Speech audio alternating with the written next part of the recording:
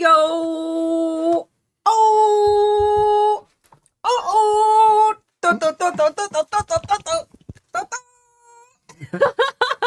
New background. Who this? Who dis? What do you guys think? Let us know in the comments. Mark is now crippled. This took a long time, but we're so happy with it. But it looks good. It sounds better down here. Yes. So there's a little bit more, I will say, boom coming. I'm going to need to put some bass panels up here, but that's not your problem. That's not your problem. We'll figure that out later. Happy Friday, guys. Today we are going to be doing what I would consider kind of like a mini webinar, but not really scripted. And yeah, and we've got a bunch of stressful stuff going on right now. So hopefully it turns out okay. But we're going to be talking about ranking on Etsy, and I'm going to be breaking that down for you at a beginner, newbie level. And then if you haven't already, after you watch this webinar, I highly recommend going down below the video in the video description, expanding that out and getting my free Etsy SEOodles toolbox, Etsy SEOodles. It might say toolkit, Etsy SEO toolkit. Get the free SEO thing down there. Because this webinar, live stream, mini webinar thing is going to flow perfectly into the very first free course within the free Etsy SEOodles workshop. So if you've already done Etsy SEOodles and the Science of Etsy Success workshop, this is going to be kind of a refresher. But I think that sometimes we need a refresher, especially now because it's right before the holidays. I've been seeing so many comments, especially on my YouTube channel, where people, they just don't understand what it actually is that makes your listings rank in search. So today, we're going to be talking about what is in between your item and the customers. So customers here, your item is here. What is all this that goes on in between? And I like to think of that middle area as Etsy's, mastermind at work. So we're going to figure all of that out together today. Oh, look at all the comments. Do they love it? They love it. Somebody said it's pink, though. It's not pink. It's not pink. It's just the red on this lighter wood. I told you I should have got a darker wood. Aww. That's okay. But new lights. We got these crazy, wonderful. Can I get it on screen without messing it up? Nope, because it's under a guitar. Bar lights. Wait, I can get this one. As long as you can put it back. Ta-da! These wonderful studio tube lights. Make sure you don't face that too much towards yourself. Right there? Sure, perfect. Right there? Good? Sure. Good Okay. enough. Okay. Good enough. Yay! All right. Enough. But it looks nice. Things will probably get changed a little bit over the next few weeks. Yeah, as we figure things out. Probably move this guitar cab, get a new... We're thinking about putting a little display shelf for all my figurines and things over here. We just finished this, like, what, 20 minutes ago? I swear to God, it's not pink. Yeah, wait, I just finished it. It's the same red lights it was before, but we have red in the middle and white on the sides, and it creates I guess it is a little overexposed, so it looks pink. But it looks much further away than it really is now. Looks like the background's way further back there. Yeah. So that's pretty cool. Anyway. All right. So, why don't you configure the universe for us and put stuff there and put stuff here and that monitor way up there? I wish you guys could, some of you have seen because I've posted pictures and videos in the past of what this studio looks like, but we got like big umbrella lights here, and we got a giant monitor over there, and there's a boom mic over our heads. Like every time, we get our payout from our YouTube monetization, we don't spend that money on us. We invest it back in this studio to make sure that we're creating content that's super fun, right? So yeah. And now we're putting it all aside because we're probably going to be moving in about a year, and the house that we're looking at is going to need a fully refurnished studio. So yeah. That's going to be cool. So, and if you guys missed it on Tuesday, I have a great video that posted on my channel. That video is you're going to have to completely full screen that. 100%. I know. I have just got it over here. Oh, okay. I thought you were gripping it to the side. Everybody's asking where Bubbers is. I don't like putting Bubbers' thing back here because the studio light is an actual, it's for like stages. It's a stage light. Oh, he's right here. And it's super duper bright, and I don't like that shining up on him like that. It can't be good for his eyes. So his cat tower is right over here, but he's always here. He's, turn. You can see him. He's I'm too fat for that. It's right. Suck it in. Right here. There he is.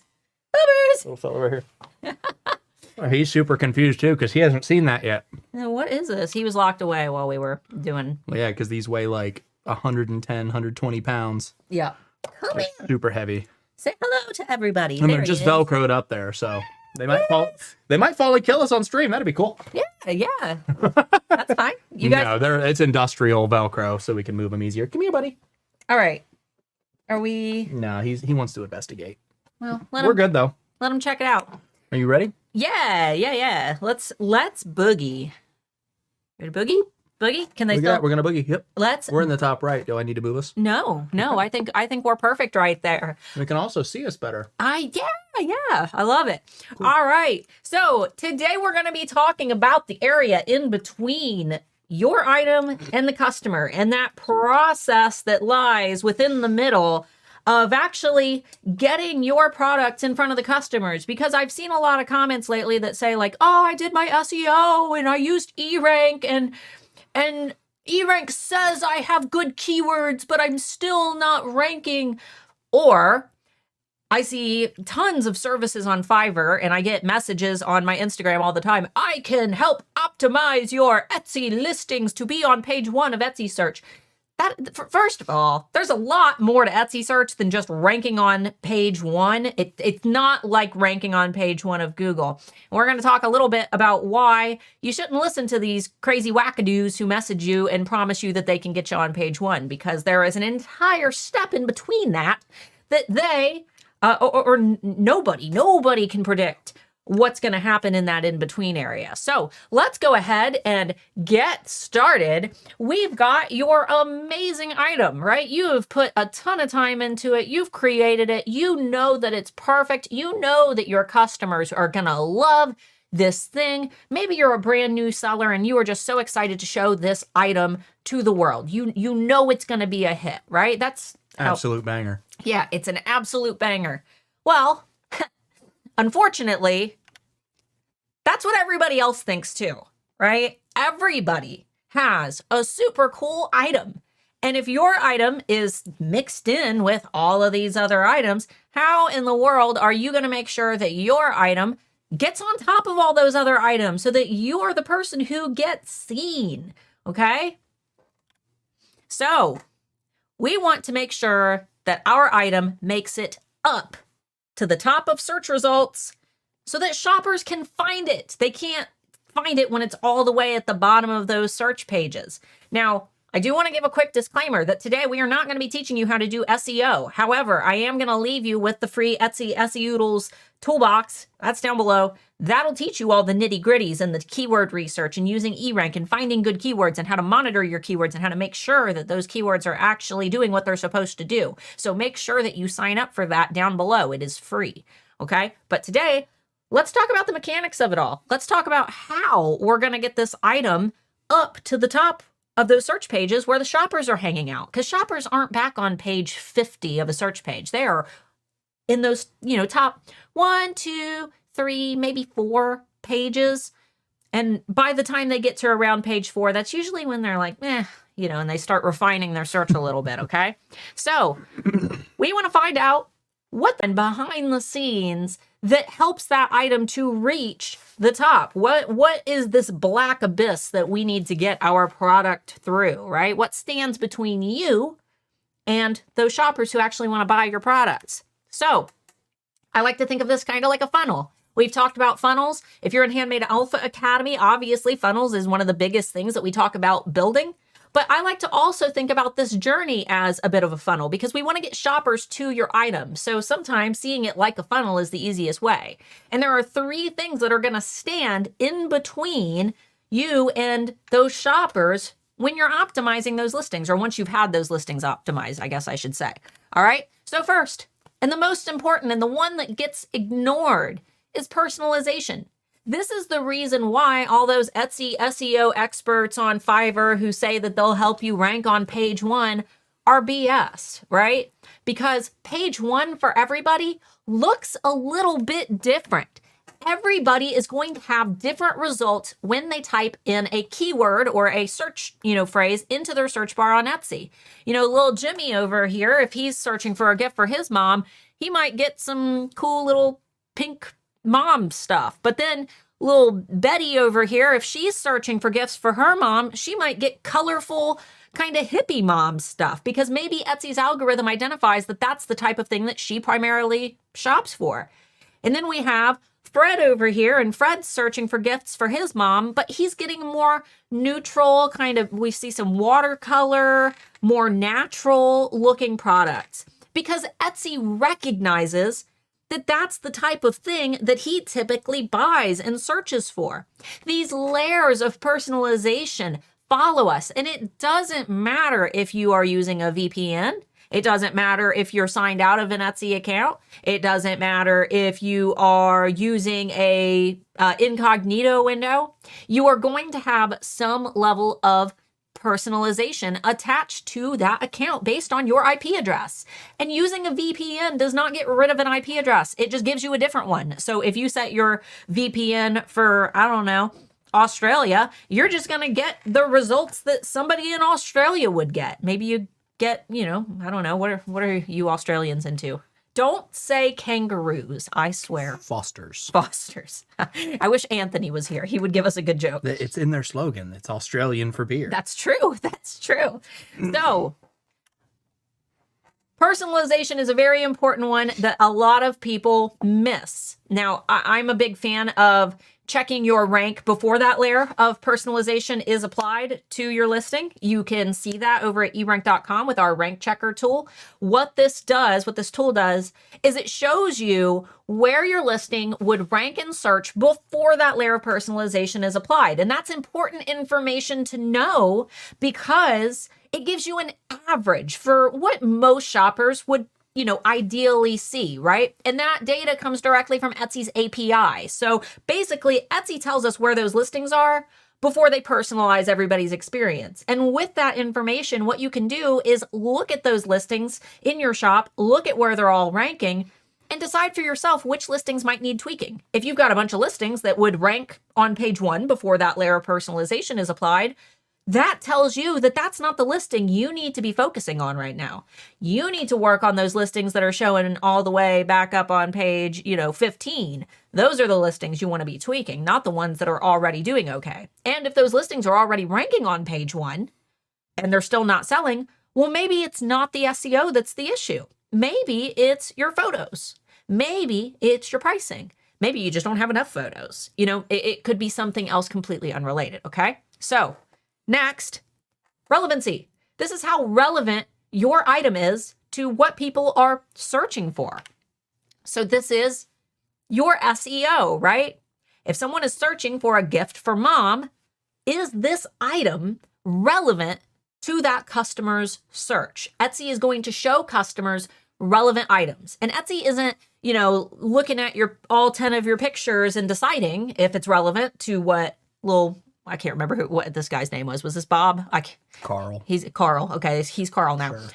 If Etsy is looking at Carl's search, gift for mom, Etsy has to utilize the clues that you've left for them in your titles and your tags. And this is why it's so important to make sure that the keywords that you have used in your title are also in your tags. It's what Etsy tells us to do.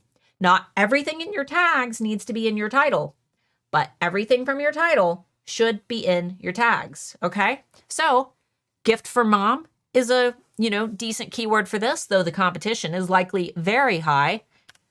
Just for fun, what other relevant terms could we use for this piece of wall art? If we were gonna, maybe this would be like a good nursery print. It looks like a cute nursery print. What keywords could we use that might be relevant? Maybe I even think maybe like watercolor wall art. Kind of looks like a watercolor. I could see that. Yeah. Maybe nursery wall art. That might be a cute, nursery or baby shower gift. What do you guys think? You have any other good ones? $1,000. Danielle, I don't know what you're talking about. Oh, How it's a much? price. HA. Oh yeah, it's $1,000. Woodland animals, cottage core gift for mom. Awesome. Yeah, woodland animal. Yeah. Did she keywords in title or wait? Keywords go in your title and your tags. Everything in your title should also be down in your tags, but not everything that's in your tags also needs to be in your title because we have a lot more tag space than what we have title space, right? Mama dear. Yeah. All right. So I think you guys gave some gender neutral. That's true. That is very gender neutral. That's a good one. I wouldn't have even thought of that about that. Animal nursery decor, baby deer. Awesome. All right. So let's go ahead. We'll shoot back over here. Can anybody guess what the last one is? It's the most important one. Most important. Mr. Man, how are you doing? We'll see if anybody can guess the last one. Anybody? Sorry, there's like a 30-second delay, so you're going to be waiting a minute. Okay, well, how about I move along and we'll see if anybody got it. Sure. Listing quality score. The one that you guys hear me talk about all the time because it's my favorite thing. Listing quality scores are so important, and I am seeing the effects of listing quality scores firsthand in the brand new shop that we literally just opened. We had one of our brand new ornaments sell, okay? We hardly had any, I think we had like 9 sales. And we launched these new ornaments because the shop was, we just opened it, right? Launched these brand new ornaments, keyword optimized my ornaments. One of the ornaments sold, okay? And then it sold again. And then somebody bought all of our ornaments, including that one. And then that same ornament sold again. That's the effect of a listing quality score. We listed those brand new items, and Etsy was able to see that there is interest, especially in this one particular ornament. So Etsy starts showing it to more people. So I like to think of your listing quality score like climbing stairs, and it's gonna take a bit of time. You're not gonna see success with it overnight. Well, I mean, you might. Our listing took off. We started with 9 sales at the start of the weekend last weekend and ended up with 20. So yeah. So first, recency. In the first, Etsy tells us 60 to 90 days. We don't really have a exact because it depends. But we'll just say in the first few weeks, months, Etsy boosts your listing in search because it wouldn't be fair if Etsy took your brand new listing and put it all the way at the bottom. There is no listing quality score, right? It's brand new. So instead, Etsy gives those brand new listings a little boost in search. That way they can observe how customers interact with that listing, okay? So Etsy wants to see what customers do with it. And that kind of goes into our next steps, favorites from search. Now, if you post your listing link on Facebook and tell all your friends to go favorite it so it gets a boost, that won't work because Etsy can tell that traffic was external. It came from an external source, and that's too easy to game. However, if somebody is searching for a gift for mom and they happen to find your listing when they search for gift for mom and they click on that listing and favorite it, that tells Etsy that there was a connection between what they searched for and what they found, being you, right? And that was a correct match. They correctly matched the keyword query that the customer made with the keywords in your product title and tags. So Etsy gives that listing a little bit of credit, not a lot. It's not gonna change your shop overnight, but it does help your listings just a teeny tiny little bit to get those favorites from search when someone searches for an item and you just happen to have the exact type of item that they were searching for and they go to that listing and favorite it, okay? Next is sales. Sales are the big one. It took those brand new ornaments that we listed, one sale for this ornament to quickly become our best-selling item in our brand new shop, and it happened overnight. We had 2 sales in the same day of the same item, and now that item just keeps selling over and over again. So those sales are so important because what it does is it tells Etsy that people are interested in this item. They like this item. And when you're making money, Etsy's making money. So Etsy's more likely to recommend that item in search to more people who are searching for that type of item, right? Next is reviews. If somebody bought that item and they liked that item enough to leave it a good review, well, that just tells Etsy that, more reinforcement that they found exactly what they were looking for. They bought it. And not only did they buy it, they liked it enough to give it a good review. So that's going to tell Etsy that they should show that item to more people, right? And then as a result of sales and getting those good reviews, you start getting repeat sales. This is how best sellers are made. And this is why typically in your shop, you'll have 1, 2, 3 best sellers, right? But not everything in your shop is going to be a bestseller. You can't have a shop of all bestsellers. It's totally normal to have a few listings that do really, really well. I like to think of those those listings that are doing really, really well, your bestsellers in your shop, almost to be like the window displays that draw people in, right? They're the sports cars that sit at the front of the lot. At a car dealership, they don't put the minivans in the front.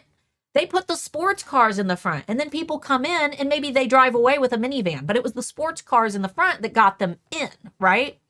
Etsy will kind of work the same way. If you've got a really flashy, great item, people will click on that item. Maybe they stick it in their cart. Maybe they go to your shop to see what else you have. And from there, maybe they add something else in your cart that they didn't find in the search that, they found because they went to your shop. Maybe they find a nice necklace in search, but then they go to your shop and they find a really nice pair of earrings that would match, right? And then lastly, you start ranking. And if you perpetuate this series or this cycle of sale, review, repeat sale, more review, this helps your rank so that you get seen by more people, so that you just continue this cycle going on and on and on. And what's really great about this, especially if you have an email list, which HAA students, you guys know this, is that you can actually help to boost these sales along through things like external marketing. So that would be social media marketing, driving people from your Instagram. If they favorite your items from social media, that doesn't help. But if they buy your items and they came from social media, that does help because Etsy still sees that you made a sale. They don't care so much about the favorites in that case because that can be gamed. But they can see that you drove that traffic and that person was so impressed with that item that they bought it. So this is why having that social media presence is so important. It's almost like doubling up your funnel, where on one side, you've got people coming in from search, right? And it's really important in that first, that first 60 to 90 days that we talk about to get that listing in front of more people. So what I recommend, and what we primarily teach in Handmade Alpha Academy, is that when you launch new items, you drive some traffic to that items or those items, and you don't just rely on your SEO, because relying on your SEO means a lot of sitting and waiting and guesswork. If you have a social media presence and you can kind of drive that traffic along and get them into your shop to buy those items, it can help you to rank faster. So, personalization, relevancy, and listing quality scores. With personalization, you need to have a defined style and a target customer for your products, right? Because you cannot, or Etsy cannot, personalize their experience if your product has no theme, if it is just something generic, if it's just a shirt that says mom. There's nothing to personalize in that experience. You need to talk about things in your product description, such as the style, the color, the texture. If it's a product, maybe it's, mid-century modern. Well, you need to mention that because Etsy is going to match you with people who typically buy things in that style, even if they didn't specify that style in their initial query. So even if the person just searched for wall art, if Etsy knows that that person mostly searches for mid-century modern wall art, they're still more likely to recommend your item if you specify. This is just another reason why I am so against making products everything for everyone. Having a defined style is so important because it helps you to find the customers who will actually buy your items. Relevancy. Be consistent with the use of relevant keywords that are very specific to your item. Gifts for mom. I know we used it as an example here, but that's not specific to your item. A gift for mom could be anything. Gift for my mom would be like a Ouija board. That's the kind of stuff my mom likes. Gifts for his mom would be like a little angel with a candle or something. Like that's the kind of stuff his mom likes. You have to be specific when you're actually keyword optimizing your items so that people who are ready to buy, for example, if I, was ready to buy something for my mom, I would search for maybe, I don't know, Ouija board coffee table, which she actually has. For real. She has a big Ouija board coffee table. But, I might search for something very specific. I'm not going to search gifts for my mom. And if I did, it would only be to get general ideas of what I might buy. But then I would typically refine my search and make sure that I'm narrowing it down. We want to use keywords that have purchase intent. Purchase intent means keywords that are related to a very specific type of item, because typically someone who is searching for a very specific type of item is ready to buy that very specific type of item. And then lastly, your listing quality scores. We want to focus on creating a unique product that uses unique photos and create a unique customer experience for those shoppers, right? If you're making the same designs and products that everybody else is, like I cannot tell you how sick I am of Mama Bear shirts, okay? Like you're not going to stand out because your product's not unique. You can make it unique. You could add your own unique spin to it, and that would be fine. But if you're just copying what everybody else is doing because you see that they're successful with it, they've already claimed dominance at the top. It's going to be really hard for you to do that because they've already established. So creating a unique product that stands out, having unique photos that stand out. I am so sick of seeing the same mock-ups over and over again. It drives me crazy. And I'm so sick of seeing bad photos. This is why we talk about photography coach Christina Nicole so much. I'm not that great at product photography, but she is freaking amazing. And she has a whole YouTube channel with free content that'll teach you how to do it. So product photos, we want to make sure that they're unique and that they're good, okay? And creating a unique customer experience, making sure that you are treating a customer the way that you would want to be treated to help encourage those positive reviews. Positive reviews are not just good for, people who are in your shop reading them. They're good for helping your products to rank in search. And getting a bunch of bad reviews will make those products fall in search. It'll make Etsy show those items to less people. To me, and this is how I've always seen it in my shop and every shop I've ever run, the review, the positive review is worth more to me than the cost of the item. And if I can satisfy my customer by maybe sending them a replacement for something or, giving them a refund, not letting them bully me, but getting them a refund if for any reason, maybe their item was like broken in transit or something, I would rather do that because I can write that off as a tax write-off, right? The cost of that item. I would much rather do that than have a bad review that could make that item fall in search. And every once in a while, yeah, you'll get a bad review and it's not that big a deal. One bad review isn't going to kill you. But if you repeatedly give customers a bad experience, you're going to accumulate bad reviews. And as you accumulate them, it's going to be harder and harder and harder to rank and less people are going to see those listings. So personalization, relevancy, and listing quality scores. Those are the three things that stand in between you and your customers. And from there, those customers are able to. Yeah, I saw that. Do you want to see? You want to do it? You want to push the button? And from there, your customers will more easily find your products because they'll see that there are rave reviews for your products. Etsy will see that there are rave reviews for your products, and it will be easier than ever for you to be more successful when you list new items because Etsy will be more likely to recommend those brand new items, right? So that's it, guys. I have down below for you, if you have not gotten it yet, my free Etsy SEO toolbox will pick up right where this lesson left off. The first video in that is our Science of Etsy Success workshop. That is going to be the one that you want to watch next. It is the very first free resource in that free toolbox. And it's going to kind of pick up where we left off, talking more about Etsy's algorithm and a little bit more about the process of what factors the algorithm considers when ranking those items in search. So grab that. It's free. There has never been a better time to get it. We are right before Cyber Week, which, is when Etsy has the most customers. There are more people shopping on Etsy during Black Friday than any other day of the year. And obviously, Handmade Alpha Academy is going to be opening in 2 weeks. 2 weeks from today. Good God, really? Yeah, 2 weeks. Yeah, 2 weeks from today. And that is my coaching program. If you guys have questions about it, you're free to shoot those into the chat.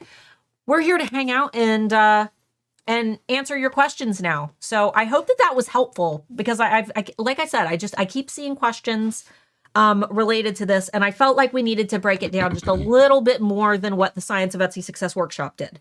So let me know if that was helpful. Let me know if you want more of these like mini webinar presentations, and we can totally get some more scheduled in. Maybe next week we can do another one. We'll see. We'll see. Maybe. Too much? Is that too much good stuff? No. Got to save some good stuff? Not too much good stuff. Where's he at? Hey, back there. He is back there. All right. On to questions we go. What about the earnings call information? Josh stated search has been in the process of being curated, and they're training AI to recognize quote-unquote quality. They also referenced the Etsy picks to this. Yeah, I mean, we don't know any more than that. And usually those earnings calls talk about what is on the horizon, but what has not yet been established. Take very big grain of salt when it comes to things, especially that Josh says, because he's been wrong in the past. Or slow.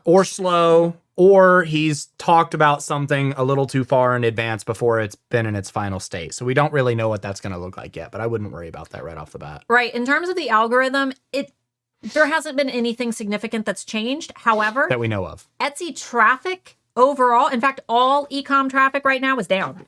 And I think that it's just because people are waiting. I think that people have decided to wait this year. There's a lot that's on the horizon right now. There's war. There's an election on the horizon. These are all things that contribute to e-com seeing a decline. And it's a normal thing. Anytime that, we're around election time, you typically see searches start to decrease. Or you going to give me a good time, Mr. Moore? Yes. What are you doing down there? No, the power thing for the camera is mounted under there, and it fell off, and I was afraid the camera was going to get unplugged. And if that happens, we can't get the camera back. Okay. So, all right. Sorry if you guys just saw my bung. Your bung. I don't think that's what they saw. Now that Halloween's gone, if I change my tags, will my quality score change? No, because people aren't searching for those Halloween items. However, it's not your quality score that'll change. No.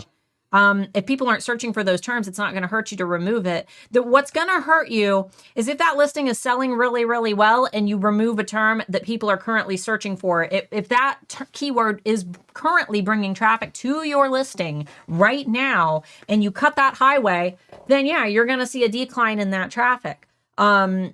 Which is why I'm not a huge fan of using seasonal keywords unless a product is seasonally specific. Like, for example, if it is a Halloween item, then using Halloween keywords. To be perfectly honest, if that's the case, just leave the Halloween keywords in there. However, if it's something that could be repurposed for a different holiday, then it's okay to sub out those keywords. You're probably not going to see the same traffic levels if it was a Halloween item that you would see around Halloween. I mean, that's just, that's the natural occurrence when you make seasonal products. They're only going to sell during that season. However, if you could recater it to maybe like a Gothic niche, then it could potentially do well. It just depends. So I would double check and see, you won't have that data until after Cyber Week. So it's really up to you. Those seasonal items, I wouldn't focus too much on, though. What is he doing? Something under the couch he wants. Oh. Bet it's a Do you see him back there? several month old cheese cracker or something. Probably something that's rolled under there. I have one listing that has some views, favorites, and also sales, but I only sell one every 3 to 4 days. When it gets seen, people buy it. Why is it not suggested to more people? I mean, 3 to 4 days is good. If you're selling one every 3 to 4 days, that's awesome. Why is it not being shown to more people? Whatever search term is helping to bring in that traffic, whatever, that really good superstar keyword is, it might just be a competitive keyword. And you got to consider that Etsy is not just floating you to the top. That's not how it works. You're also competing with everybody else who's floating to the top. And if you are, fighting against somebody else who is making a few more sales, maybe they've got like a super awesome TikTok account and they're funneling a little bit of their own traffic, they're going to accelerate faster than you, right? So maybe you're moving up, but they're just moving up a little bit faster, meaning that you are still being shown to less people because those sellers are going to be ahead of you because maybe they're selling at a higher volume. Again, this is why I am such a fan of having an email list so that you can send people directly to your shop, having active social media accounts. Is he back there chewing? He's back there chewing on things, yes, and there's nothing I can do about it. Down below, my 30-day free Instagram challenge kit is something that you could start using right now. I mean, we've only got 2 weeks until Cyber Week, so I don't think that you've got all enough time to really make a huge difference, but something is better than nothing, right? I would get that 30-day free Instagram challenge kit because it's going to help you to build posting consistency on your social media platforms. And you can totally apply that strategy to other platforms as well, especially if you schedule within the Meta Business Suite, because that's going to distribute out to Facebook as well as Instagram. But that's a good way to kind of get started if you do need that help. Unfortunately, I don't teach mailing list content here on my channel because there's a lot of legalities, including GDPR laws, the Canned Spam Act. It's just not a bunch of local and state laws here in the U.S. now too. Right. So I feel a lot more comfortable teaching that content within, HAA just because it gives me an opportunity to fully explain things and be able to communicate back with my sellers. But there are tons of free videos online that will teach you how to set up a mailing list. I would recommend going straight to the source and watching. MailChimp is my favorite, and watching some of their videos because they've got a great YouTube channel as well. So Etsy likes it when you bring traffic with share and save, but then penalizes you if a new listing is favorited by the very people they want you to bring to the shop. I never said that they penalize you. Yeah, who said that anybody penalized you for favorites? That would be silly. It would be too easy for me to make a bot, send them all to your shop, give you a bunch of favorites, and tank your shop. So that's not a thing. Don't worry about that. Yeah, Etsy doesn't penalize you for people favoriting through share and save. There are a lot of YouTubers who say that if you share your social or your Etsy links on social media, that it will hurt you. This is absolutely not true. It's stupid. Etsy wants us to bring traffic to our shops. It's not going to help you. It's just not going to hurt you either. It doesn't do anything. It's organic favorites from search that are going to contribute, but they didn't come in from search. There's no keyword to tie your listing to a keyword. That's what we want to remember, right? Is from search, there was a query, right? If somebody found you organically from search, it means that they searched for something and then they found you, and Etsy is able to tie those things together. They searched for cat mug. They found your cat mug. They clicked it and favorited it, which means that this is a cat mug, right? They searched for cat mug. They found a cat mug. They favored it. That tells Etsy that it's a cat mug. If they're coming in from Instagram, that doesn't tell Etsy that it's a cat mug. That just tells them that they came from Instagram. They weren't searching for anything. So that's why you can get a slight little boost in your listing quality score from search, because it's tied to a query. What if a listing is asking, and I want to add a new color shirt and add new photos? Will it mess up?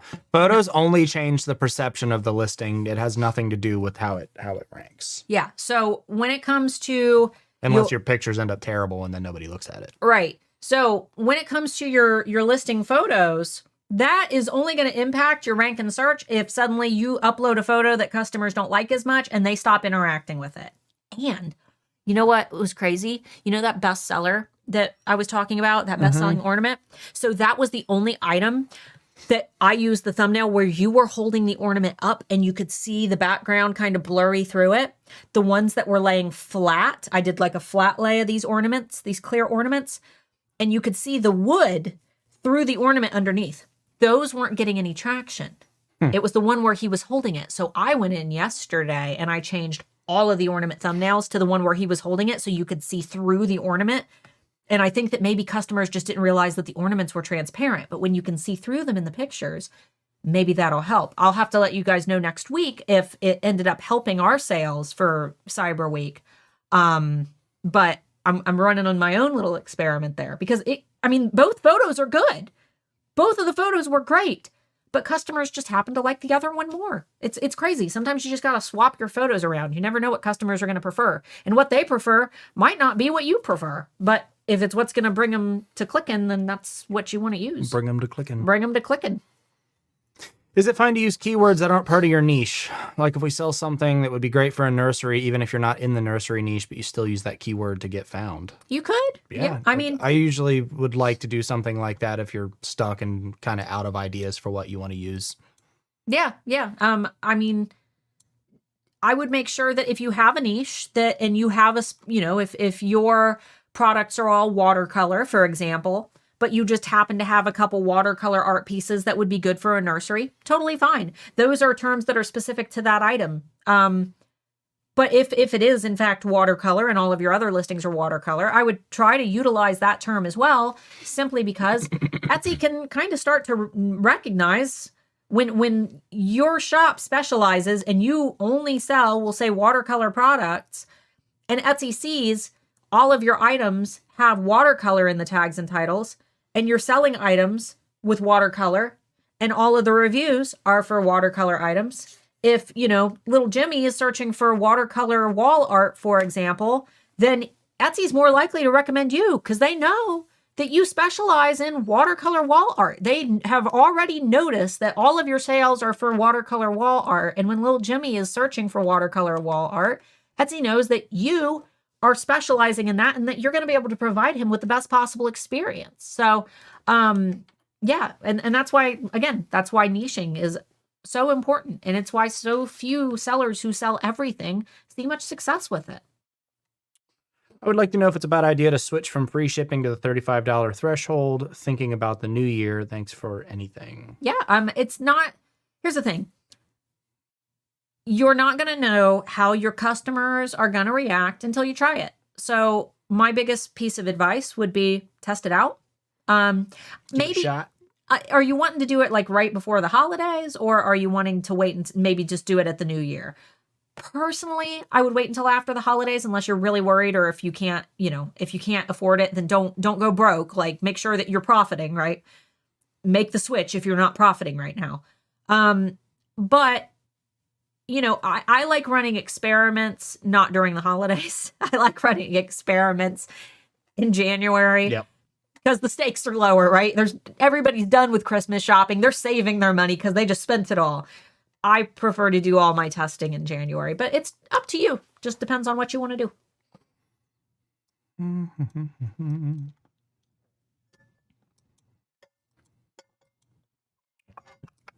A Ouija board coffee table would be Coolidge.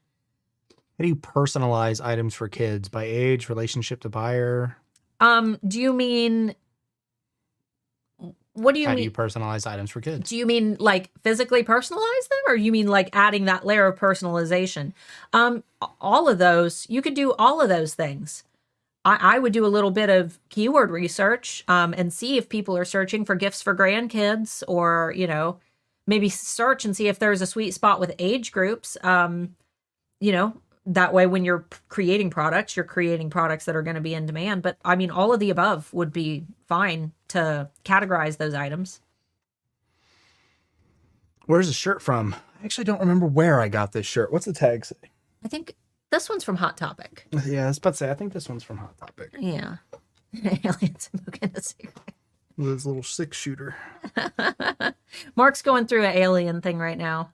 Right now? Yeah. Well, I've got that guy that's 2 years ago? Yeah, but you're getting more interested in like alien, silly little alien design things. This is the guy they were talking about at the end of Cowboy Bebop. End of every episode. See you later, Space Cowboy. When you write off a replacement for taxes, do you write the whole cost of the item? Ask your tax questions. Ask your accountant. It's going to vary from place to place. Typically, it's going to be the cost of your materials, not what you sold. Or whatever you lost. Ask your accountant. Exactly. Ask your accountant. E-rank question. What I like to do is kind of use So I'll start by looking at search volumes, right? Because obviously you got to make sure that there's some search volumes there. But when I run out of ideas and I'm trying to like fill out the last few tags, I can usually get 8 tags and then I run out of ideas and I got to start like scrambling to throw something in there. What I like to do is in the keyword tool, there are little tabs now. It helps the tool to load faster. If you guys have noticed, it loads a lot faster now. Hi, Pam. But there is a new tab called, is it popular tags? Pam, is that what it's called? Popular tags? Anyway, something like that. That will show you some popular tags used by other sellers. And sometimes you can go down a little rabbit hole and find some really good keywords that they've been using. So I like to use that for additional ideas or for inspiration. But in terms of the searches that you see, yes, those are searches performed by customers. Is HAA just the course where we get to work with you one-on-one, or are there Zoom calls? There's no possible way we could do Zoom calls, Yeah, unfortunately. so there's too many people. HAA is not just a course. You get the program, and it's lifetime access. This is why we can't do one-on-one. There are over 1,000 of you, and that number is just going to keep growing, and I can't do, I'm one person. I would not be able to be here every Friday, over at the eRank channel for you guys every Thursday, doing a video every Tuesday. But what you do get is the ability to email me anytime. Just drop me a message. You guys get my private email address, so you'll actually be able to connect to me. You get our Student Campus Facebook group. I'm sure all of our students can tell you it is an awesome community. It is such a safe space for everybody. Yeah, as long as your questions aren't straight up nudist Buddhist, you're fine. Yeah. You'll get a lot of answers. But I do pop in there when requested. I do live streams. I try to do a lot of them at the beginning of the enrollment period just to help everybody new. And then I do those by request. If there's a topic that you need extra help on, if you need me to kind of cover something a little bit more in depth, I'll usually pop in on my cell phone and do some little live streams and hang out with you guys and chat. You also get the Alpha Holiday Bootcamp every single year. So normally you'd be paying around $100 for that each year if you wanted to participate in those, but you get them every year forever. You get 12 months at eRank Pro. You get Christina Nicole's Product Photography Essentials Workshop. So that's an entire course. And she plans to redo that pretty soon as well, guys. So even past HAA students, you guys are going to get a reboot on that, I think. I don't know when. So, don't bug her about it, but she is planning on rebooting that. And you get all that forever. Like you can email me anytime. And we don't have anybody else. We've got Michelle who mans our public inbox, but it's just Mark and I that handle our private inboxes. Did you follow up on the share and save, find, print? No, we have not done that yet. Share and save 5. I did. Did you? Yeah, it's all good. Share and save's all good. I could not find anything. There's no negative. It is all good. All good things. Does changing, we already answered that. Yeah. Changing picks affect ranking? No. Boardroom is always ahead of the tech team. Exactly. If you're a fan of video games, you know that the people in the boardroom like to talk out their butts about things that are gonna be in their supposed product, and then it ends up being a third of what they spoke about. Yep. So grain of salt. Is the next major holiday Valentine's Day? I'm a little late for Christmas, but I want to start working on items for the next holiday. Here it's Valentine's Day. Yeah. And Ashley, last year, people started searching for Valentine's Day gifts. Like it shot up in December. So November is when you should list those Valentine's Day products. In fact, I showed a screenshot of it during the Tuesday video that I posted. By the way, if you guys didn't see that video on Tuesday, I posted like 17 trends that are just on the rise that we expect to see accelerate in 2024. So for those of you who are ready to start planning, because let's face it, it's too late to start planning your Christmas stuff. It's just too late. Get in on some of these trends that are like taking off right now, because if you list them now, then you'll be set for 2024. Not trying to be a hater, but how do we feel about Etsy pushing Martha Stewart and John Legend collabs? They're collabs. I don't care. No, listen, a lot of people have misinterpreted what these collabs are. Martha Stewart isn't making anything. She's picking Etsy sellers. It's curated lists that they've made of things that they've found. Did you know I went to John Legend? I went to the high school that he graduated from, North High School in Springfield, Ohio. And he frequently comes back to our hometown and helps the schools.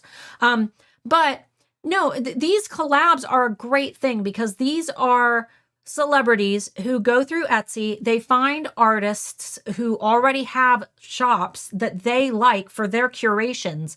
And then I believe that some of them, like, for example, if you do like pottery, you get like a little stamp that you could do in the bottom of your pottery that says that you were part of that collaboration. That's a good thing. These collabs aren't celebrities selling anything.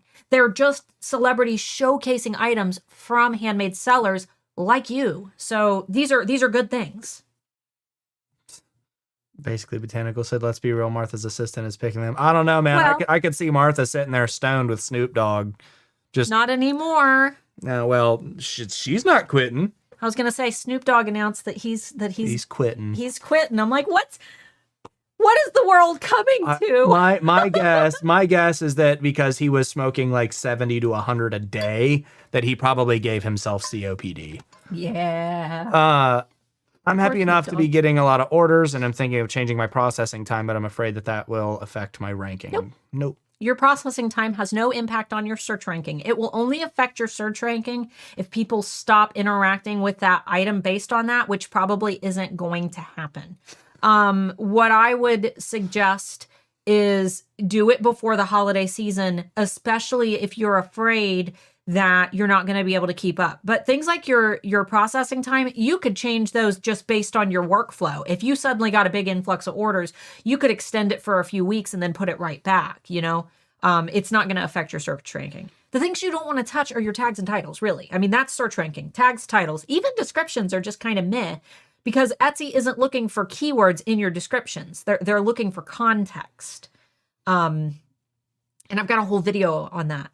I think it's called like We Were Wrong about Etsy product descriptions. So go check that out if you have questions about descriptions. But tags and titles, don't touch those. Photos are fine. Pricing is fine. Processing time is fine. A bunch of people commenting on it. He's going to deflate like a wacky waving arm, man. That is the best. That's funny. That was a great Didn't visual. Snoop quit once before? Yeah, I believe so. Is it safe? Honestly, at his point, no. He's probably going to have some pretty severe withdrawals, and yes, you do get withdrawals from that. Yeah, he's but he, like somebody had said, he did say he was just quitting smoke, so I can almost bet he's going to take edibles. Yeah. Somebody said, watch, he's going to make an edible business. Probably, but Cheech like and Tracy Chong? said, I don't think you can get edibles in North Carolina, but he's famous. Cheech and Chong, where do they live? They're probably California. or Colorado or something. Somewhere where it's legal. If you are posting something new in your shop, even though Etsy might give it a boost, would it also help to run Etsy ads on it the first week? Probably wouldn't hurt it. I mean, you can. I don't like doing things like that because whatever you put into it for that first week, I mean, you might see a slide when you pull those ads back, and I would rather try to get that listing to rank organically. Now, if that listing took off, I would put some ad money behind it. For example, that listing that's starting to take off in our shop, Michelle and I haven't discussed if we're going to run ads or not, but if we do, that's the listing we're going to put ads behind, right? Because we know that people want that. And if we put advertising money behind it, then we know we're going to make a return on our investment, right? That's our winning racehorse, as I like to call them. Brand new listings, though, I would give them a little bit of time because you don't even know if customers want that thing yet. What if it's an item that nobody wants? You know, you got to kind of test things first. I mean, you could do it, but it would be a gamble. If I change listing tags from an item that is sold before but not from SEO or search, will that hurt my ranking? It's sold before, but not from SEO. Doesn't matter how it's sold. If you change your tags, it will affect your ranking. I mean, okay, temporarily, but it wasn't from search. So, I mean, is it getting any traffic? Is it getting any traffic from search? That's what I would want to know. I mean, it will affect its ranking if it was ranking for those terms that you're taking out. If you're removing keywords and you were ranking for those terms, then yes, it would stand to reason that if you remove those terms, you would no longer rank for them. So you just have to decide for yourself if the terms that you're removing are bringing you any traffic. So I would double check your Etsy Search Analytics beta within your marketing tab in your Etsy left navigation when you're on desktop. And if you've got Google Analytics, I would double check and see if you're being found for those keywords. And if not, you know, you might be okay to change them. Now, if that listing is selling, selling, like right now, I wouldn't touch it at all. Don't touch listings that are already selling. But if it sold, maybe a friend on like Facebook bought a couple of them and you haven't gotten any traffic outside of that, I wouldn't worry about it. If you want to change it, I would go ahead and change it. In my shop, I make jewelry and crocheted items. I make single items, not multiples. Will that hurt my shop? Technically, yes. Unfortunately, one-of-a-kind products. So you've got your listing quality scores, right? And those build based on repeat sales. And it's kind of how Etsy can rank those items in search, because it helps you to generate a bestseller, and Etsy knows that people like that item, and therefore they're more likely to recommend that item to more people. If you've got a one-of-a-kind item, that item can't sell over and over again.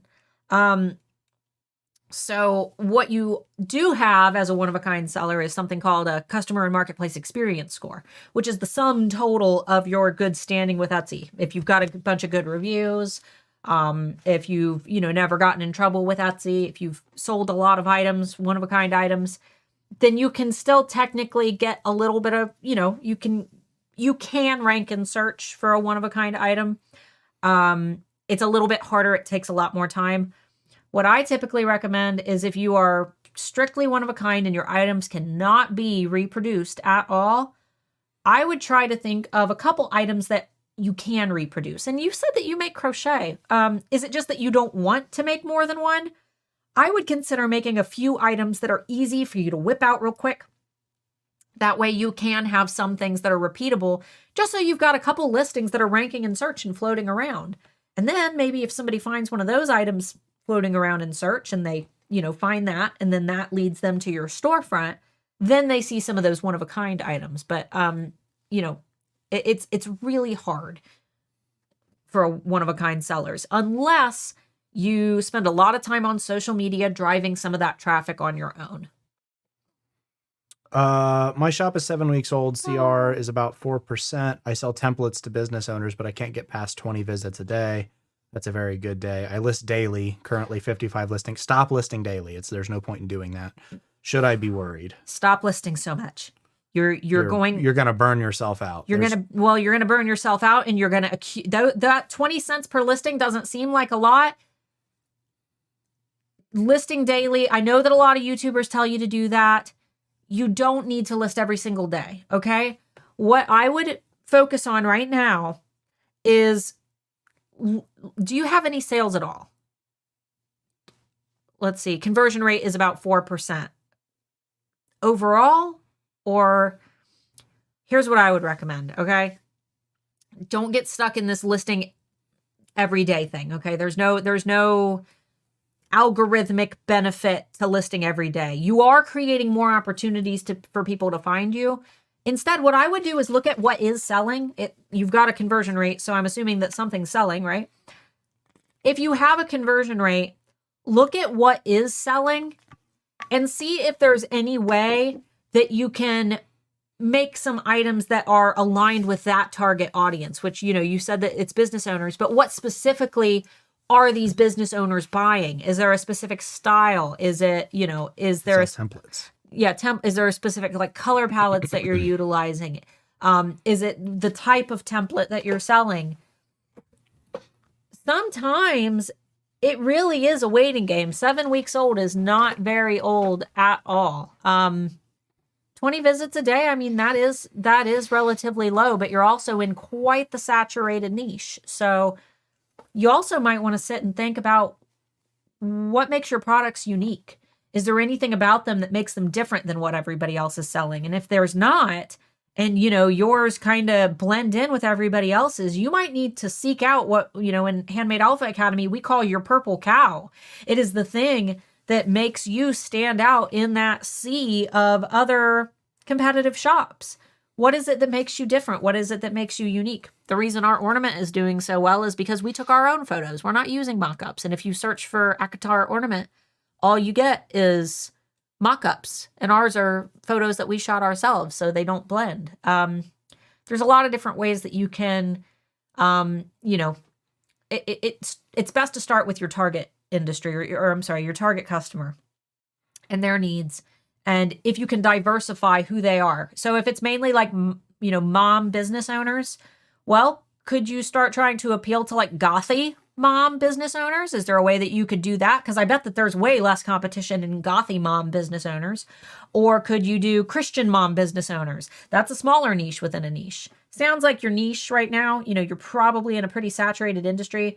Is there any way to narrow that down a little bit more? Or maybe you sell to businesses who are specifically trying to grow on Instagram or something, or businesses who specifically sell on Etsy, or business, maybe it's people who run salons. There's a lot of different niches to target there, but it'll make competing easier.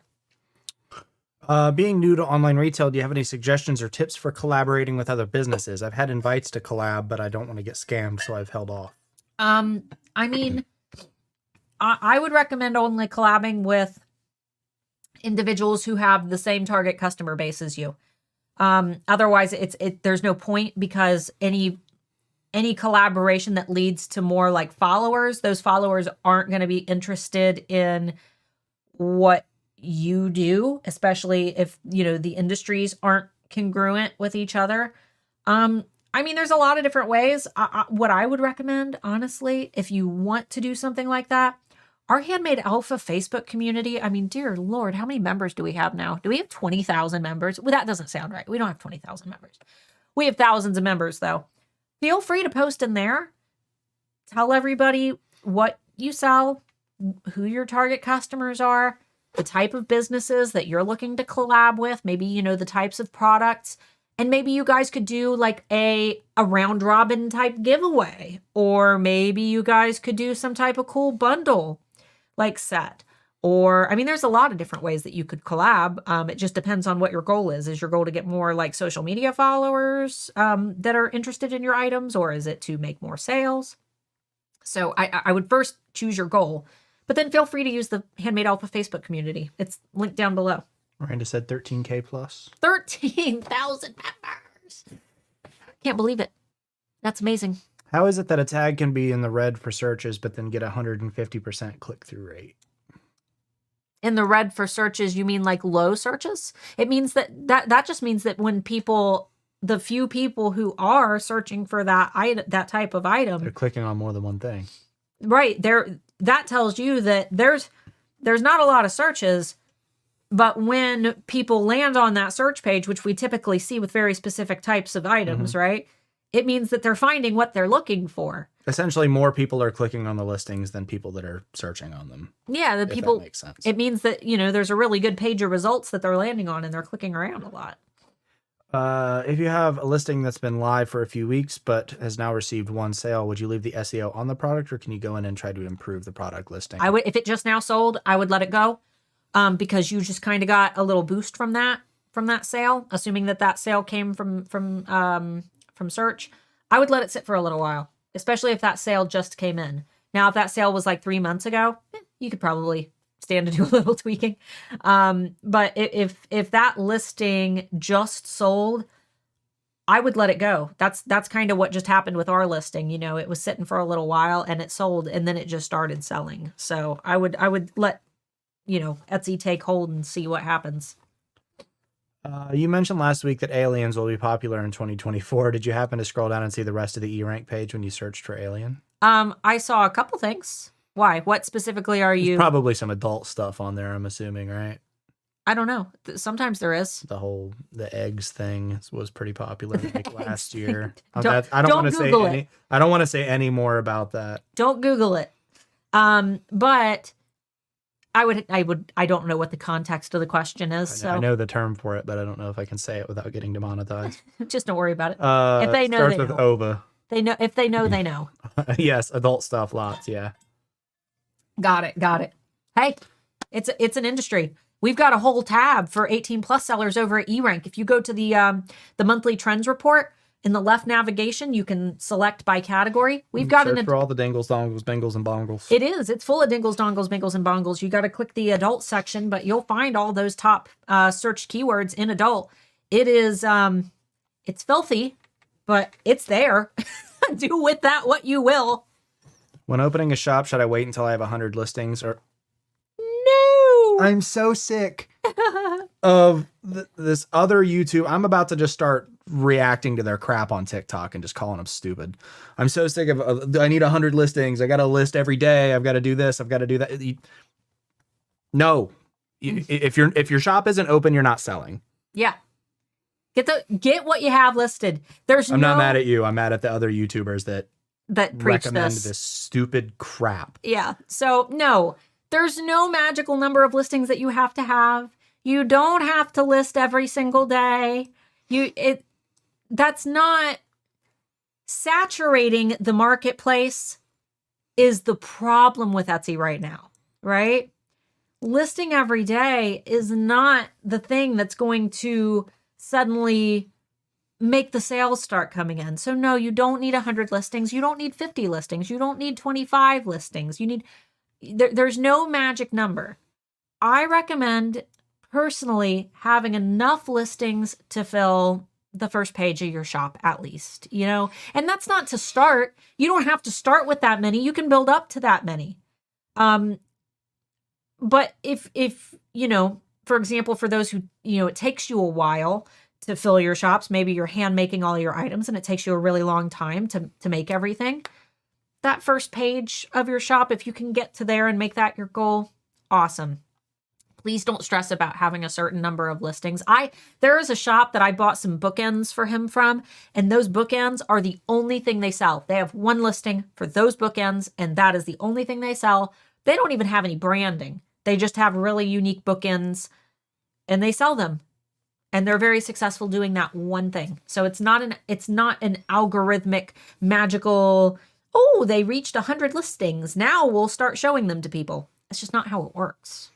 Should your featured items be your best sellers or newer items? Does it matter? That's whatever you want to do. I like best sellers. If something is a best seller, it's because more people like it, right? You have your favorite song on an album, and that's usually the one that has the most listens on YouTube or Pandora, wherever you're listening to music to, right? It's the same concept. Don't have to, but it's not a bad idea. I like it. We're going to be putting, we're listing we got official licensing for wrapping paper. Woohoo! From Jennifer Armentrout and Sarah Maas.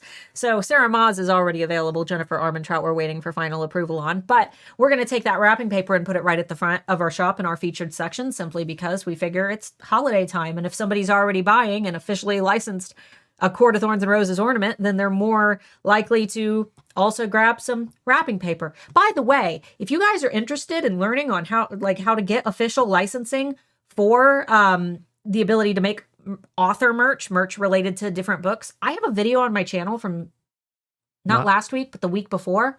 It's the worst performing video I have ever made. And it's like the one video that could make you a butt ton of money. And I just don't understand it. I don't understand why it did so bad. Because it doesn't have a trendy title. I guess so. I didn't do a clickbaity title on it. You mentioned you'd rather do a full refund in order to get a positive review. Can a customer leave a review if they've been refunded fully? Yes, they can. Yes, but unfortunately, I actually think that's stupid. But yeah, yes, they can. But what I'm more talking about is making sure that you're giving them a great experience and talking to them the way that, even when they're driving you crazy. Now, if they're being nasty and cursing or whatever, obviously report the conversation. Don't take harassment and don't take abuse. But if they're just inquiring or they're letting you know that, that their order arrived broken or didn't arrive at all, that would be the point when I would apologize. Oh man, I am so sorry. I don't know what is going on with the mail these days. I am more than happy to refund your order, or I can ship you out another one tomorrow. Let me know whatever you would like me to do. I'm here to help. Because they just want their item. They just don't want to have wasted their money, right? So treat them how you want to be treated.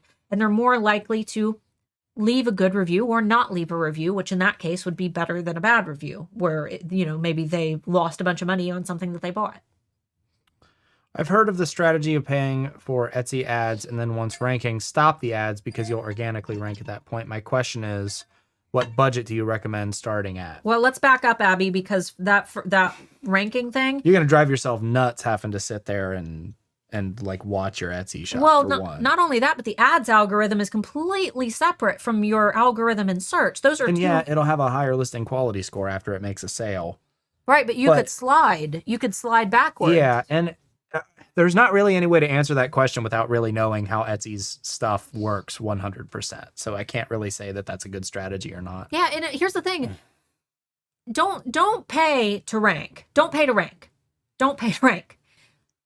Pay that money when you've got a listing that's already ranking, because then you know people like it. Exactly. You're putting money into something that you know people enjoy. You're not forcing people to enjoy something. Right. Putting ads on something doesn't guarantee that people are going to buy it. But if you know that you have a product that people want and then you put ad money into that, then you know more people are more likely to buy it. Exactly. Anyway, as far as budget's concerned, whatever you feel comfortable with doing. If you can do $5, fine. If you can do $10, fine. If you can do $100, fine. Don't lose money. Don't lose money. Keep it in the back of your head that your ads, unless you're promoting a bestseller where you are, fairly positive you're going to make a return on your investment. That's why I recommend putting ads behind your bestsellers.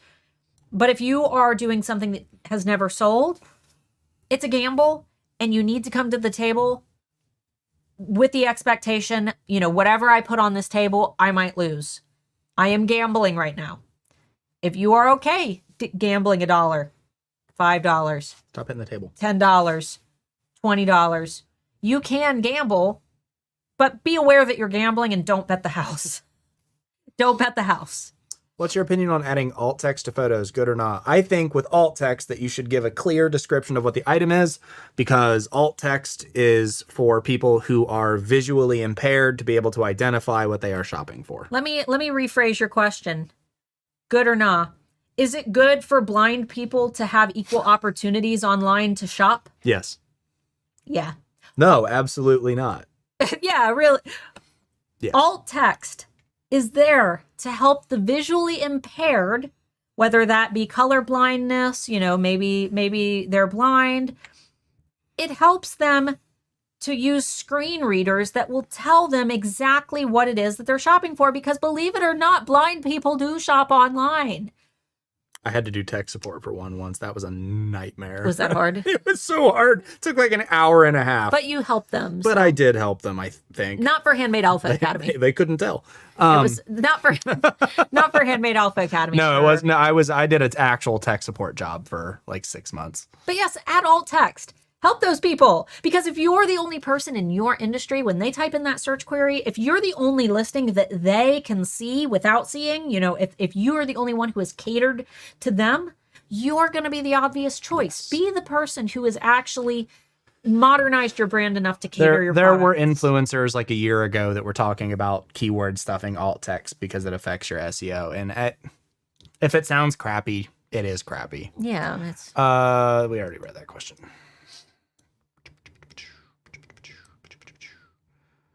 I sell digital pregnancy announcements. Okay. Would it help/hurt if I put a stamp or something unique on the first image to kind of differentiate my listings from the rest? What do you mean by like a stamp? If I put Like your logo, if it's not a part of the item, it's not going to make it stand out anymore. It's just going to clutter the listing photo. I don't recommend like watermarking your photos unless your product, unless it's like digital art where the actual digital item could easily be like screenshot and stolen and printed on something else.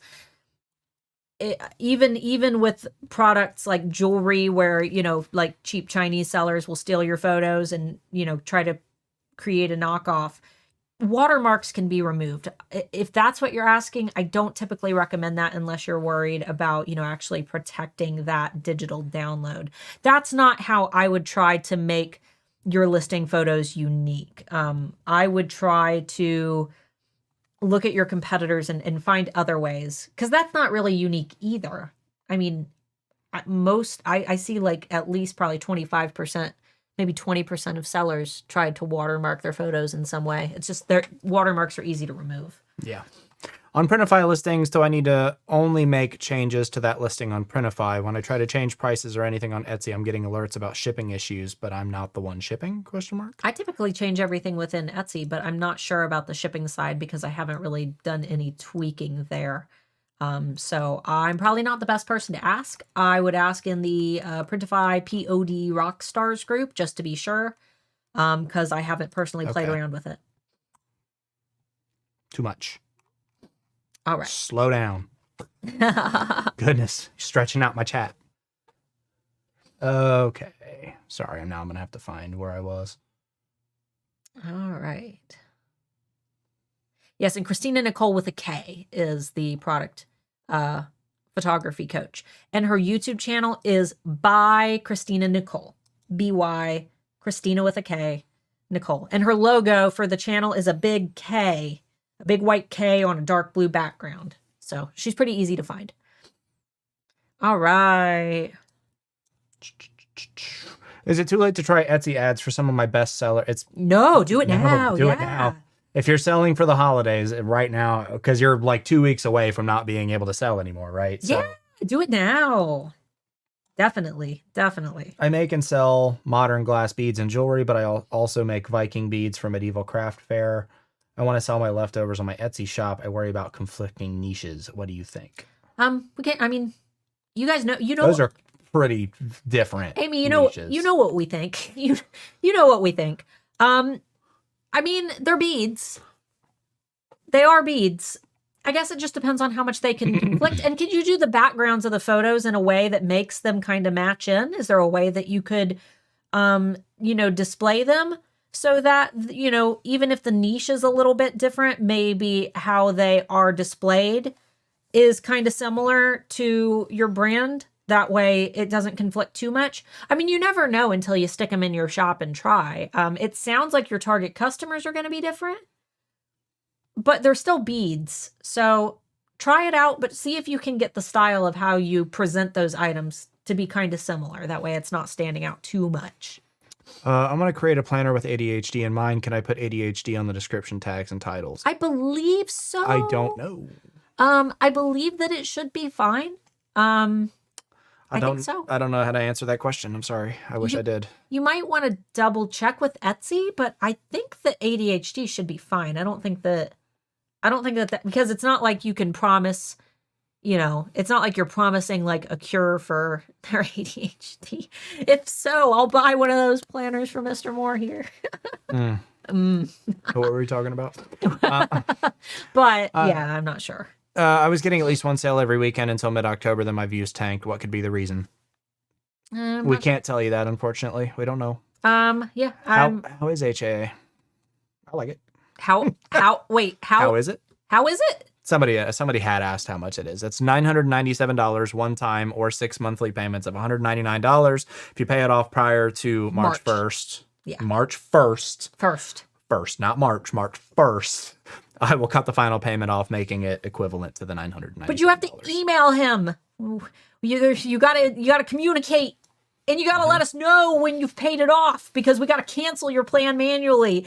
That way you don't get billed again. So that we had that happen to somebody. They got billed for the next month when they paid it off early. You gotta let us know that you paid it off. Are Etsy ads worth it if your sales aren't staggering?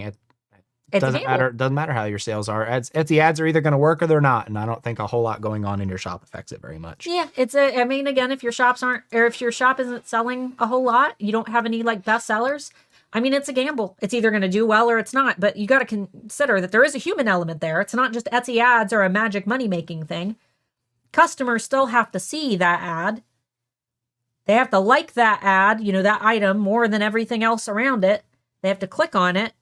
And then they have to be convinced, based on all the photos that you have, that item is what they want to buy. So it's a gamble. Where do we set processing times? I couldn't find that the last time I looked for it. You can set it up for individual items directly on your listing pages, unless you're talking about Printify specifically. And then your processing time should import over manually when you add listings from Printify, I believe.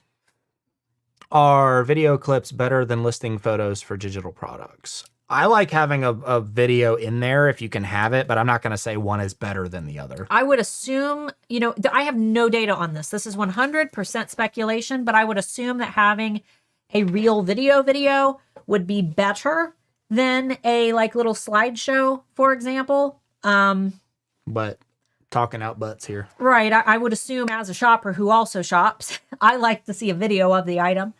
But because you can tell size better.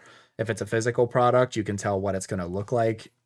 Yeah. There's a lot of different things that make videos worth it. Right. But at the same time, something is better than nothing. So if all you can do is a little slideshow, just get that in there. Get that in there for now. You could always work on more videos later on. I'm always worried that my niche can get affected trying to stay within the trends. If you sell prints for a country home, how do you make them for Valentine's Day or Mother's Day without hurting your niche? You don't have to apply the trends if it doesn't. For example, aliens are trending, but I don't think that you should make alien products because, your target customers aren't going to want alien products. If you make things for a country home, could you maybe cater with a more Americana type style? Is there any way that you could do some kind of faded, almost like hearts, make them kind of rustic? I think that there are ways to do it. If you make, maybe like wall art, I would assume that there are some ways to incorporate in some products. Or maybe for Mother's Day, it doesn't just say Happy Mother's Day. Maybe it says, maybe it's a family tree. Could you make some type of farmhouse wall decor that looks like a family tree where, you could have the names or, birth months or some other custom element where they could complete their family tree? You just got to kind of adapt these trends to your niche if they fit. And yes, Fern, we did literally just answer your question since you stepped out. Oh, no. Go back to like the 1 hour, 12-minute mark or so and just rewatch from there and you'll find it. If I change a section of a bestseller, does that affect it negatively? No. Changing your section should be fine. No, your shop sections are there to help your customers more easily sort through your products once they're in your shop. Any tips for driving up average order value? I can make sales, but man, I'm getting a lot of under $5 sales. Bundles, Miranda. You sell bookmarks. Bundle those suckers. I would do bundles. And is there any other way that you could, I'm trying to think if there's anything else that you could do. Is there any way that you could create bundles that are already wrapped and ready for gifting? Could you incentivize buying more? Like maybe they get a slight discount? I would treat it the way that Amber Marie does her greeting cards. She does her greeting cards, and if you buy bundles, you save a little bit of money, but then she makes more high dollar sales. I would try to bundle based on themes. Bundle your dragon bookmarks. Do them like gift sets. Dragon Lover gift set of bookmarks. Cottagecore set of bookmarks. Munda says, being a business that makes one-of-a-kind tie-dyes, I feel like I need to sell out and make listings of rainbow spirals and common stuff just to rank better and get sales again. Maybe I should, huh? I mean, you could, but try it. Experiment, but don't fill your shop. If you're going to do that, start slow and kind of experiment little by little, because maybe if you were to do some of that more generic stuff that's a little bit, more known, maybe that'll bring more attention to your more unique products that people aren't thinking to search for. Question about Google Analytics. When connecting to Etsy, how long should we wait to troubleshoot if we aren't seeing data being pulled into Google Analytics? I believe that it should happen right away, Elizabeth. What I would recommend, are you an eRank user? Because our team is pretty good with helping with the connection for Google Analytics, especially if you're planning to connect to our traffic stats tool. On eRank, when you're logged in the bottom right corner, there's a little chat button. If you pop that open, we've got a really, really great team of gals who helps. Actually, I think we have some men now who help as well. But regardless, pop that chat open. Our team will get back to you pretty quick, and they might be able to give you a little bit more insight, but you should be seeing that data fairly quickly. I have a popular design. Does it make sense to put it on as many products as possible, or does having too many options confuse a buyer and they go away? It's probably going to depend on the thing too. An amazing book that I recommend everybody read is called The Paradox of Choice by Barry Schwartz. And basically the paradox of choice is that when we are provided with too many choices, we tend to choose none because we don't want to make the wrong choice. So instead of making a choice, we just decide not to choose. And it's also why in most studies that have been done with countries where people have less freedom, the average person is a happier human. And I know that that's controversial, but this is, based on actual human psychology. Now, the reason for that is because choice overload affects our ability to process information. It makes us fatigued and it contributes to depression.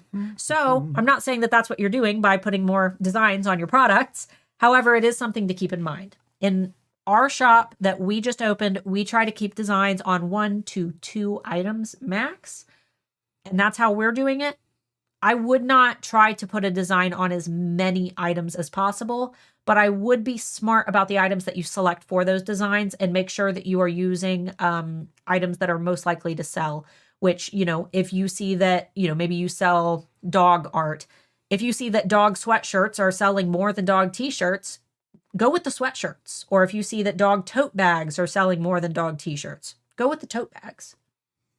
I have a popular design. Does it make sense to... Oh, I just read that one. Oh, okay. How long does Etsy ads take to start working? I mean, technically immediately if it's something that you're paying for. Yeah. But working is subjective. Yeah. You mean how long does it take for them to show up? They show up right away, but Should be immediate, yeah. But you've got to have good SEO too. There is an algorithm, a completely separate algorithm for Etsy ads. There's no guarantee that you're going to make your money back. That's why I keep saying that they're a gamble. In terms of, getting the ads happening, there being ads, it's going to happen right away. But you still have to have good SEO and you got to have good photos and you have to have a product that people want to buy.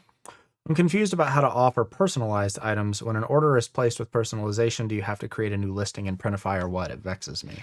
There is a video over on the Printify YouTube channel that will explain how to do this. And I believe that it was Martin. It might have been a live stream. I can't remember. Martin, I'm pretty sure is the one who put it on. And he explains how to do that pretty step by step. So I would go to the Printify channel and check that out. I put my trademark in the images watermark in the images, like for example, in the leaves or into the photo. Is that not recommended? You can put your watermark in there. I'm just not a fan of people like overlaying their watermark over the entire freaking thing because unless it's artwork, unless it's like specifically artwork, because even then you can still remove it pretty easily. Yeah. You can, especially if you can subtly get it in there, but the thing is, anybody who wants to remove it is going to remove it. There are apps where you can just boop and remove it with a click, especially with AI tools. So it just depends on why you have it in there and what your purpose is. Is there any good YouTube videos for teaching how to use Canva? Yep. Go to her channel and search. I've got quite a few. Canva. We got a bunch of them. We'll have live streams and regular videos galore. Sorry. Shit. Okay. I want to start with a physical product shop and a digital product shop. How long do you recommend to give to starting a business before thinking about another, just trying to make a year plan? So here is how I always explain it. And apologies for those of you who have heard this a couple times, but I think that it's a great example. And now that we're towards the end, it's one that I want to share with everybody. I get this question a lot. If you have to build 2 houses, maybe you need to build a house for yourself and one for your neighbor. Right? How are you going to get a roof over your head faster? By brick, by brick, by brick, by brick, by brick, building those 2 houses at the same time? Or would it be faster and better to build one house up first so that you and your neighbor can bunk together for a little while and you've got a roof over your head? And while you're nice and warm and safe, you can come out occasionally and work on this other house. You want to make sure that you have one shop that works before you start building another one. Just because you have 2 shops does not mean that you're making double money. You've got double fees. You've got to split your time in half. If you're marketing and you've got social media accounts, you're dividing that in half as well. You want to make sure that you have the time to dedicate and that you've nailed down a strategy that works, because otherwise, what's the point? What's the point in having 2 shops if neither of them are doing anything? Focus on the one, ideally the one that has the most potential to succeed or the one that you're most passionate about. Start with the one and get your groove. Figure everything out. Get a good social media strategy down. Get an SEO strategy. Understand your brand. Understand the identity of that brand. There's a whole ecosystem that should be taking place within your brand. Get that figured out. And then once you have that really good sense for business, that's when you might consider opening another one and starting to work on that. Because I see a lot of sellers who have a ton of shops, but I see, just as many sellers who have a ton of shops, and none of those shops are doing very well. And I just wish that I could direct them to, like, focus on the one. Just focus on the one. If you put all 100% of your energy into the one, you have such a better chance of succeeding with that one, so that when you start another one, you will be bringing the knowledge, skills, and experience with you and starting that second one. Because I tell you what, I'm opening now. This will probably be my 4th or 5th Etsy shop. And we launched it amazing from the start. I already know how to do SEO. The photos were phenomenal. I already know how to market it. And it took off right away. I mean, we're already up to 20 sales last I checked, which is great, for a brand new shop. And all it took was already having a knowledge of business based on the other shops that I've had. So. But that's all the time we have, unfortunately. Yeah. It's past 1:30. You want to do one more spiel for Can Handmade I take, Alpha Academy? Is there? Got some salty water here. No, I don't want salty water. He drinks these Liquid IV. Liquid IV, and they taste salty. They're so gross. Because there's sodium in them. Yep. Because they help you hydrate faster. No salty water. Salty water. Guys, Handmade Alpha Academy is opening in just 2 weeks. HAA is my self-paced training program that will teach you A to Z how to build, market, and grow a dominant brand on Etsy step by step. We cover the mechanics of building a brand. We cover target customers. We target brand psychology so that you can learn how to build psychological triggers into your shop and your marketing that will help to attract your ideal customers. We teach you how to give them the best possible experience so that they're more likely to come back to buy again and again. I teach you Etsy SEO step by step, and I pay for you to have eRank Pro for a year. That way you're able to do your SEO with no snags along the way. I teach you how to build a mailing list. That way, if you ever, decide to move off of Etsy and sell somewhere else or sell on your own website, or maybe you want to hold a sale and you want to make sure that your most loyal customers are alerted that you're having that sale. Email is the fastest way to do that. And I teach you how to turn that email list into not like a boring newsletter, but a viral little fan club where your most loyal customers get to hang out and are able to get direct messages from you.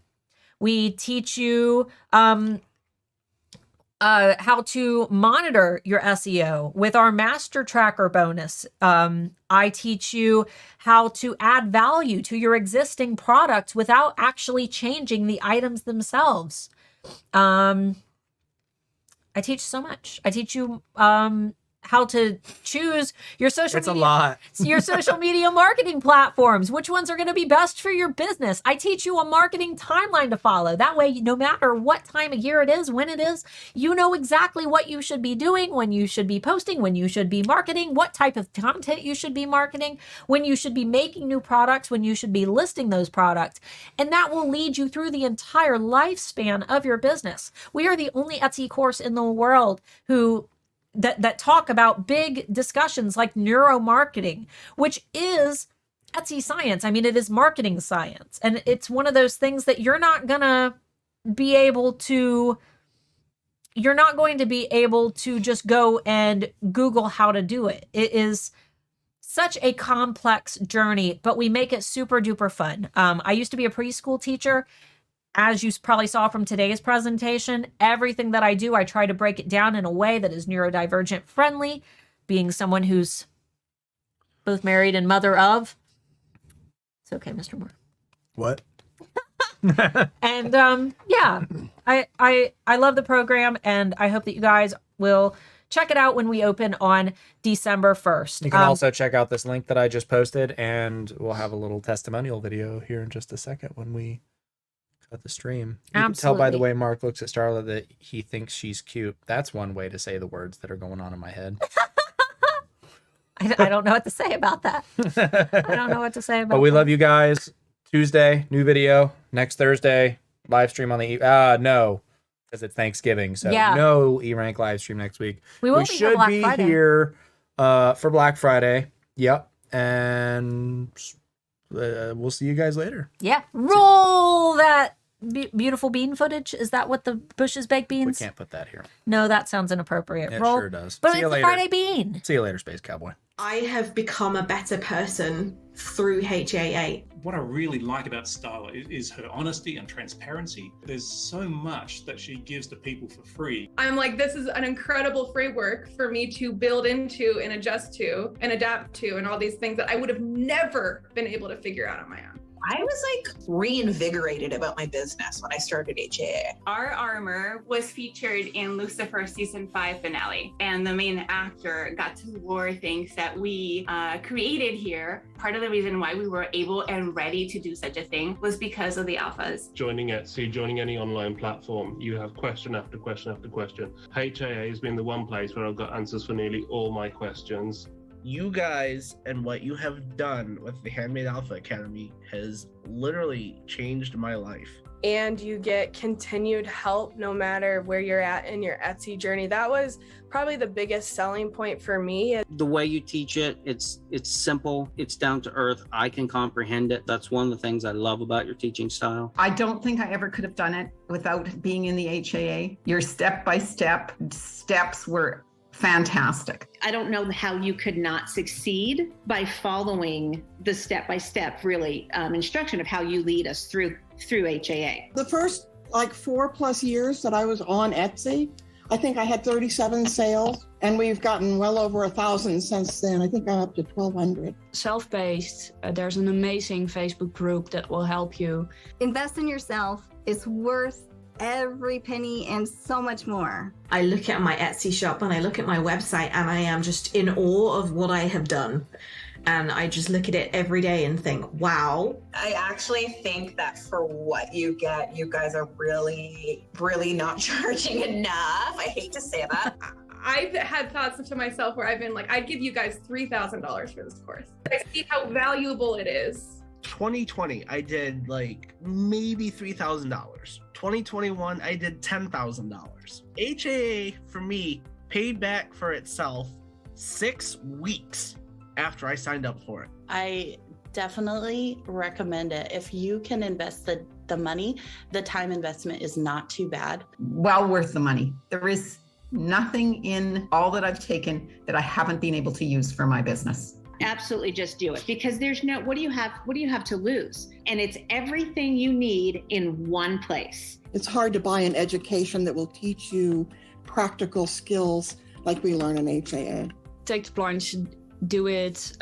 First off, the money back guarantee is really a selling point for me. She knows so much about marketing and branding and the psychology behind it. So that's really good knowledge to have, and she's so willing to share that. So I would tell everybody out there that's thinking about it, if you're ready for this step and if you're ready to grow yourself and your business, it changed our lives. Honestly,